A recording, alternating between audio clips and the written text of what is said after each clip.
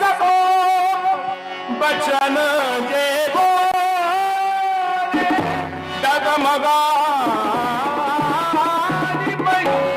दिग्गज डोले दिग्गज डोले दिग्गज डोले। यदि आपका आदेश प्राप्त हो जाए तो धनुष तो छोड़ो, जंतुक यो ब्रह्मांड उठा उठा दे जाए, चिंता थोड़ी जंतुरी कही न सकत रघुबीर डर, लगे बचन जलबान, नाई राम पद कमल सिर, बोले गिरा प्रमाण। मैथिली प्रतियोगिता में भाग लेने वाले प्रतियोगियों, सुना सभी लोगों ने राजा जनक की वाणी को। राजा जनक की वाणी में कोई संयम नहीं रह गया। राजा जनक ने घोषणा कर दी कि धरती पर कोई वीर नहीं रह गया। अब जन को माखे भटमानी, ये वीर विहीन वही में जानी, इस धरती पर कोई वीर नहीं रह गया। क्यों? क्योंकि किसी भी वीर पुरुष के द्वारा राजा जनक के प्रण की पूर्ण संभव न हो सकी। इस धनुष को कोई दो टुकड़ों में परिवर्तित न कर सका, तो राजा जनक ने यहां घोषणा कर दी कि धरती पर कोई वीर नहीं रह गया। अरे राजा जनक, आपके प्रण की पूर्ति का ना होना, इस धनुष का दो टुकड़ों में परिवर्तित न होना, यह प्रमाणित नहीं होता है कि धरती पर कोई वीर नहीं रह गया। अगर वीरों ने धनुष का खंडन नहीं किया, यदि वीरों ने आपके प्रण की पूर्ति नहीं की, तो इसमें गलती वीरों की नहीं है राजा, इसमें गलती आपकी है। क्योंकि जिसमें राजा जनक ने अपने बंदी से कहा था कि मेरे प्रण की घोषणा समाज में घोषित करवाई जाए, तो राजा जनक के बंदी के द्वारा राजा जनक के प्रण को क्या वीरों को सुनाया गया? निष्कर्ष मिला, नहीं सुनाया गया। किसे सुनाया गया?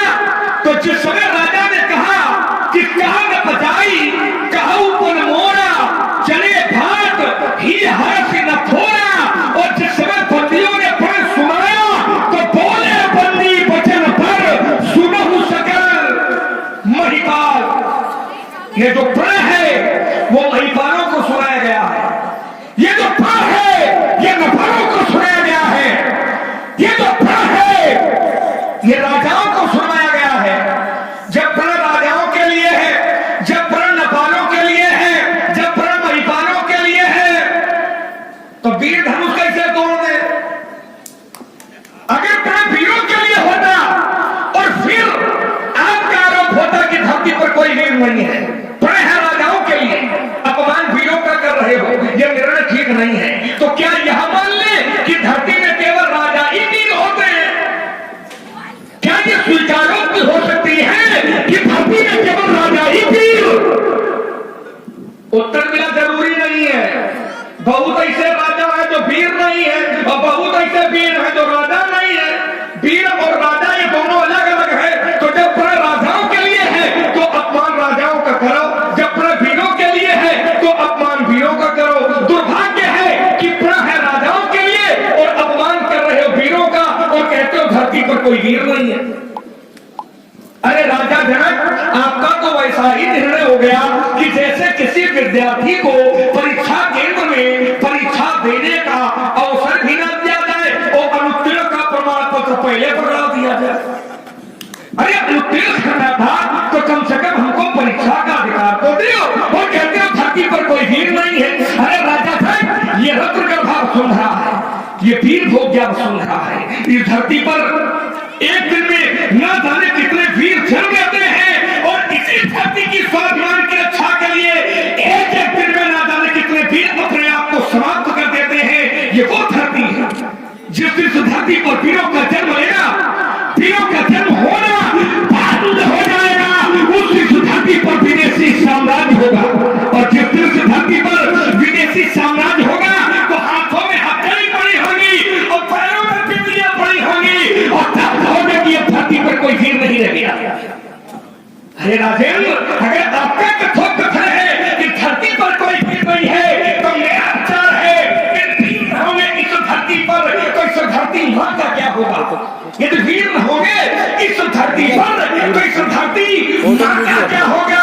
अरे फिर परदेसी राजा करे राज, तो इस भारत माँ का क्या होगा?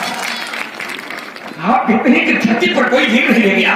अरे राजेंद्र, यदि छोटी छोटी नदियां, यदि छोटी छोटी नदियां और नाले यदि पाप धोए, तो उस गंगा मां का क्या होगा? छोटी छोटी नदियां और नाले यदि पाप धोए, तो उस गंगा मां का क्या होगा? फिर परदेसी राजा करे राज, तो इस भारत मां का क्या होगा? आप कहते हैं कि धरती पर कोई वीर नहीं रह गया। अरे राजेंद्र, जिस समाज में हम रघुवंश का एक अंश उपस्थित होता है, वो समाज, वो सभा वीर विहीन नहीं कहलाती। रघुवंश महाझा को होई तो कई समाज असकहाए, न कोई पर कहीं जनक जस अनुचित वाणी, चूंकि विद्यमान रघुकुल मणि जानी। जिस सभा में राम जी की उपस्थिति हो और फिर यह कहा जाए कि धरती पर कोई वीर नहीं, अरे राजेंद्र, ज्ञान का अभाव है आप में। क्यों? क्योंकि मिथिलेश्वर इस धनुष यज्ञ में, मिथिलेश्वर इस धनुष यज्ञ में ऐसे भी कुछ जन है, मिथिलेश्वर इस धनुष यज्ञ में ऐसे भी कुछ जन है कि निरखे नहीं नयन और वो अनपरखे से मन है। तुम वीरता की बात कहते हो तो राजा जनक आप देखिए कि जिनके सिर से ऊपर उठकर, जिनके सिर से ऊपर उठकर वहां जान सका हिंगिरी है, जिनकी गर्दन से रहता अस्थिर है, जिनके भ्रू विलास से, जिनके भ्रू विलास से हमें उठते जगते आंदोलन वीर बाकुए, ऐसे भी कुछ जन है जिनके दांत दूध के, लेकिन जिनके दांत दूध के लेकिन काट बड़ी तीखी है, जिनके दांत दूध के लेकिन ये बड़ी तीखी है। छोटे हैं पर बड़ों बड़ों ने इनसे बल की विधि सीखी है। इनकी ओर निहारो, इनकी ओर निहारो। अरे राजन, जिनका आनंद अंग आ रहा है, इनकी ओर निहारो राजन। अरे जिनका आनंद अंगार है और इनके प्रताप से आकाश में ज्योतित ध्रुव तारा है। उठो, क्योंकि ये कान सुनने के आदि है नहीं।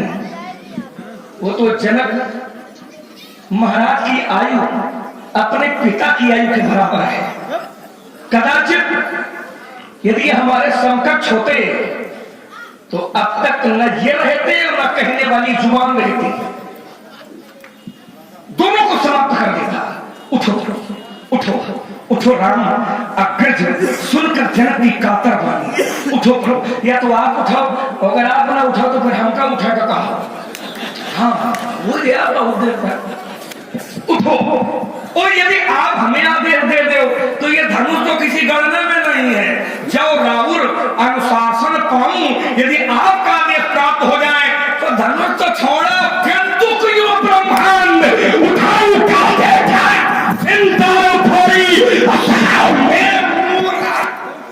चंतोरी महिमा भगवाना, ये क्या पापरो विनाश पुराना नाथ जानी असहाय होई तो कौतुक क्या हो, तो विलोकम सोई कल नाल शिव जाओ चढ़ाओ योजन सत प्रमाण राम पौर चंद्र दंड जी आपदा प्रणाम हो करो प्रपद सपान हाथ से प्रफुल्ल हो। बोलिए लाल की जय।